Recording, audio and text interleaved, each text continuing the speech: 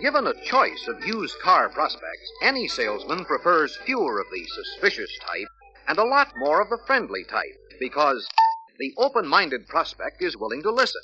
He offers the salesman his best chance for faster and more profitable used car deals. We all want more of this type of prospect, and the way to get more is to cultivate off-the-lot sales. Anticipate used car needs before they become crucial. Contact early, before the prospect has a chance to become a shopper. Off-the-lot selling pays off because, in the first place, off-the-lot prospects are naturally more at ease in the familiar surroundings of their homes, offices, or places where they work. They are less suspicious and usually more willing to listen to your suggestions. Then, too, seeking out the buyer is special attention that helps build confidence. It helps the prospect to accept at face value the sincerity of your attempt to be of real service. Also, off-the-lot selling gets you there first, before competition enters the picture. Getting there first is a big advantage because, as any used car salesman knows, competition actually does walk in side by side with the average walk-in on the lot. The confusing effect of many sales talks, many models, many prices, many deals shows in the prospect's face. No wonder the walk-in is apt to be suspicious and difficult to handle. But by contrast, the off-the-lot prospect's suspicions haven't been aroused by hit-and-run selling tactics or by widely varying price tags on models which seem identical. Because of this, it's much easier for you to keep the off-the-lot prospect's attention focused on a particular car, which you have selected beforehand as the one most likely to suit his needs. On-the-spot qualification of needs, wants, and ability to pay is easier and far more accurate. Other members of the family can help to swing the sale. Demonstration opportunities are more numerous.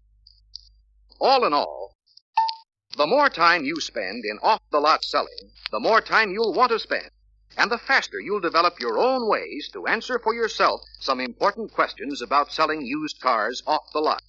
For instance, where and how can good off-the-lot used car prospects be found? One way that used car salesmen have found works is to talk cars with everybody, because the average person will qualify himself as a new or used car buyer. Chances are good that it will be a used car he's interested in, simply because there are many used car buyers for every new car buyer. For example, Sure, the new cars are pretty, with pretty price tags, too. But not for me.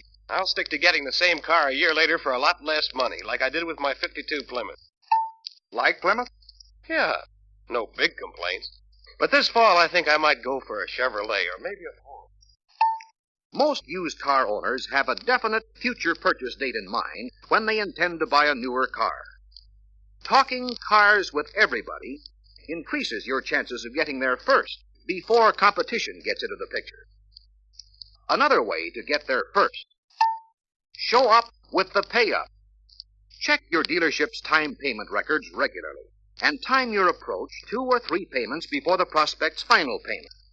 That's when the used car owner is beginning to think of a better car.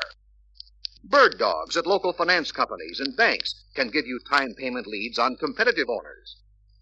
Another good way to locate off-the-lot prospects: ask for new names at every close and on every owner follow-up, because used car salesmen find that used car buyers, even more than new car buyers, compare notes with other prospective used car buyers. One of the best times to get those other names is at the close, since the man you have just sold is obviously satisfied. He's in the mood to pass along a name or two. Follow-ups on satisfied used car owners can be made to pay off in new prospect names even more. At that time, you can give your owner good, tangible reasons why he should name a friend who may not be quite ready to buy. One way is to picture the deal. Take the lot with you in a snapshot selling album of real hot deals. And here's how such an album has been made to work. Here's a '53 Chevrolet I'd like to see in the hands of someone who'd really appreciate it. Clean, top shape, good price. You'd be doing a friend a real favor, Mr. Kent. This is a buy. I do know of a family that could really use this car. They're not quite ready, But if it's the buy you say, I sure like to have him see it. And that's exactly when you want to see a used car prospect. When he isn't sure what he wants or what he can afford. That's when you can really do the most good. Many used car salesmen find that there are special ways to adapt well-known telephone prospecting methods to used car prospecting. Here's how they do it. Prospect by phone. Every day. Use the registration lists. Select owners of 3- and 4-year-old cars. And then call the housewife, not the husband. Because used car salesmen have found that if there is a real need for a newer car or a second car, the wife is much more likely to volunteer the information than the husband. A good time to call is during the late afternoon slack period. Size up new housing areas for late model used and second car opportunities. In many cases, people who have moved into these new suburban homes are temporarily out of the new car market, but their needs for better used cars have increased many times. 2 cars in the drive is more than a dream. The suburban housewife, even more than her husband, is particularly anxious to see that dream come true, because a second car is the only real solution of her school, transportation, and shopping problems. So, many used car salesmen have found that a door-to-door housewife canvass of used car and second car needs in a suburban area is the quickest and easiest way to find out fast who's in the market for a used car and how soon they may be ready to buy. Here is how they do it. Good afternoon. I'm Bill Doyle of Central Chevrolet. We're looking for information on school transportation and shopping problems in new areas like this. Housewives seem to be a lot closer to the problem, so I hope you won't mind my asking a few questions. Notice the salesman's early use of the magic words school transportation and shopping. Used car salesmen have found that few housewives can resist this wide-open invitation to sound off on the suburban housewife's biggest problem. She'll probably say something like this. Well, leaving the car home means that Harry has to leave earlier to catch the bus, and he gets home late for dinner. If he doesn't leave it, I have to depend on the bus or my neighbors, and I don't like to do either. Harry, the poor dear, says I'm driving him crazy about another car, but I guess he's right. Maybe we can't afford another car just yet. Yes, Mrs. Harper, it's a big problem with everybody. But I've found that many times a good used car is the answer. As a matter of fact, I've had cases where a good part of the monthly payment for the second car has come out of the money saved on bus and taxi fare alone. A gossipy, low-pressure approach. Early reference to the possibility of time payments, and a hint that the second car can be at least partly paid for out of other transportation expenses are 3 important ingredients in the door-to-door prospecting approach to housewives. Speaking of the approach, careful questioning of the person who furnishes the name of a prospect usually leads to clues for arousing the kind of interest you need in your approach to an off-the-lot used car prospect. For instance, Joe, are you sure your friend Eddie Willis can afford a 53 convertible? Well, I'm sure, Bill. He's just short of the price you gave me. Trouble is, his dad won't loan him the difference. And he won't stand for time payments. Insists Eddie's got to save it himself. Mm-hmm. But Eddie's dad is plenty proud, you say, because Eddie won that football scholarship to state? Oh, what do you think? Mr. Willis has been wanting Eddie to go to state. The scholarship cinched the deal. Joe, I think I'll see Mr. Willis. Is it all right with you if I mention your name? Sure. It's okay by me, Bill. careful questioning of bird dogs can bring to light important facts and clues that you can put to good use in warming up a cold approach. For instance, Bill Doyle of Central Chevrolet, Mr. Willis. Congratulations. Your son really did a fine job winning that football scholarship to state. You must be very proud. Now, that's the reason I'm here, Mr. Willis. Eddie's pal Joe told me about Eddie's really needing a car this September. I thought I'd come directly to you, because this car I have in mind is a once-in-a-lifetime car. Well, just as you say, it's important to know when to take advantage of a real bargain and save money. Why don't you see Eddie? If he agrees it's a good deal, I'll advance the difference. Personalize the approach. Question prospect sources carefully, not only about the prospect's car needs and ability to pay, but also about his personality, interests, and background, before you contact the prospect. And don't forget the magic words, Joe sent me. Get permission to mention the name of the person who recommends the off-the-lot used car prospect.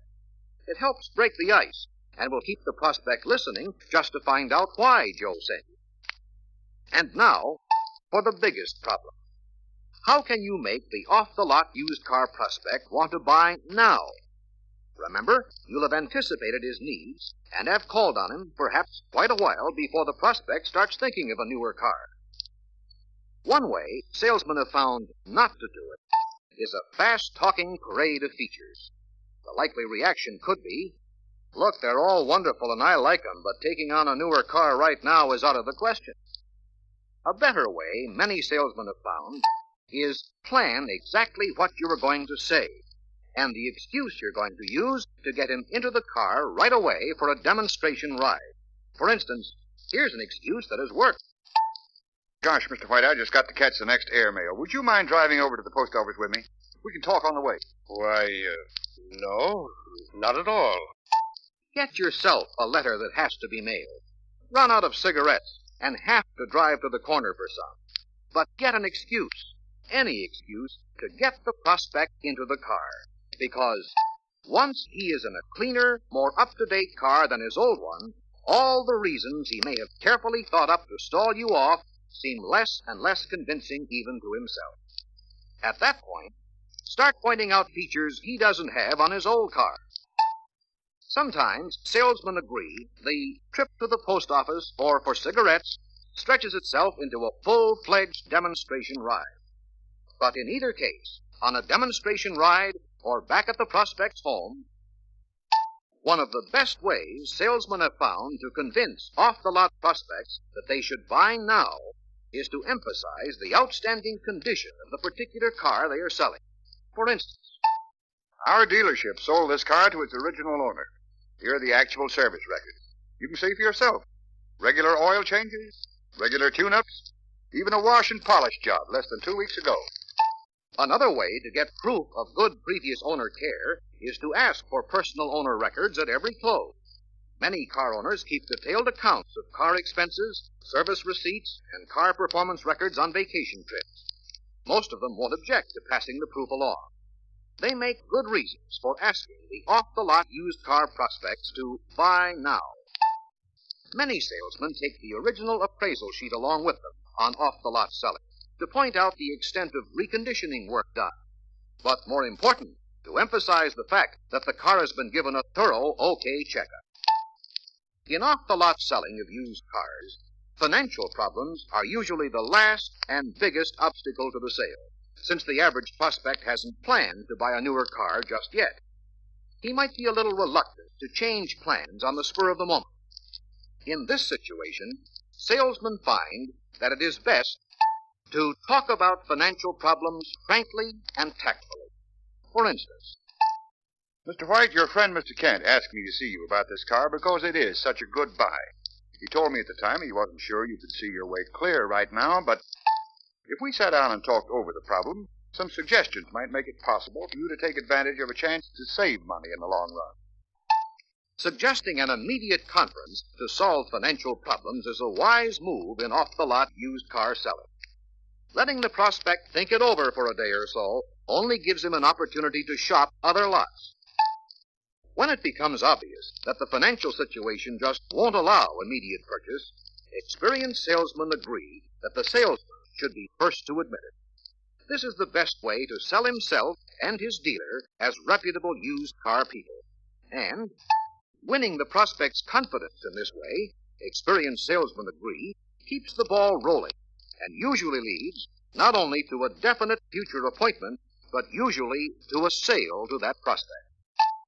Yes, off-the-lot selling is easier selling, as well as more profitable once you get the ball rolling.